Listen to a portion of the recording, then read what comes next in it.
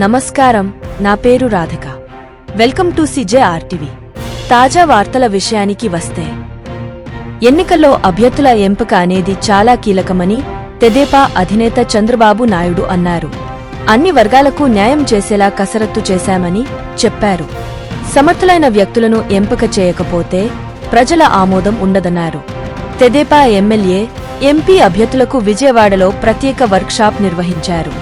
ఈ కార్యక్రమానికి జనసేన, భాజపా నేతలు కూడా హాజరయ్యారు. ఇందులో చంద్రబాబు పాల్గొని అభ్యర్థులకు దిశానిర్దేశం చేశారు. ఎన్నికల్లో అప్రమత్తంగా ఉండాల్సిన అవసరం ఉంది. రాష్ట్రంలో రౌడీయిజం, అధికార దుర్వినియోగం కనబడుతోంది.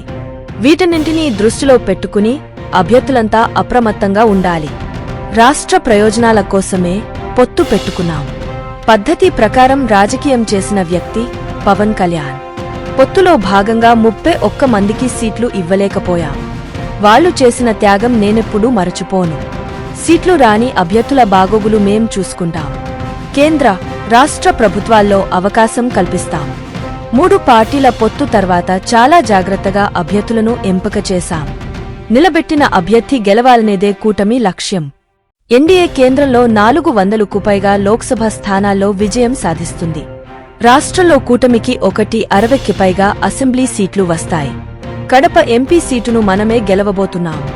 ఆ పార్టీ అభ్యర్థి, ఈ పార్టీ అభ్యర్థి అని చూడొద్దు. అందరూ ఎన్డీఏ అభ్యర్థులుగానే భావించాలి. 3 పార్టీలు వేసే పునాది 30 ఏళ్ల భవిష్యత్తుకు నాంది పలకాలి అని చంద్రబాబు పిలుపునిచ్చారు. 5 ఏళ్లలో జగన్ ఇంత ఘోరంగా రాజకీయాలు చేస్తారనుకోలేదు. ఇలాంటి వ్యక్తిని నా జీవితంలో చూడలేదు. ప్రశ్నిస్తే తప్పుడు కేసులు పెట్టి వేధించడం మొదలుపెట్టారు. అబద్ధాలు చెప్పి మరోసారి గెలవాలని జగన్ ప్రయత్నిస్తున్నారు.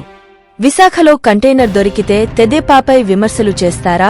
బ్రెజిల్ అధ్యక్షుడు ఎన్నిక కాగానే విజయసాయిరెడ్డి ట్వీట్ చేశారు. డ్రగ్స్ మాఫియాను పెంచి పోషించిందెవరో అందరికీ తెలుసు. చేయించేది వైకాపా అని చంద్రబాబు మండిపడ్డారు. మరొక తాజా వార్తలతో మీ ముందుకు మళ్లీ వస్తాను. అంతవరకు సెలవు. CJRTVని సబ్స్క్రైబ్ చేయండి. ఈ వీడియోను లైక్ చేయడం మరియు షేర్ చేయడం మర్చిపోవద్దు.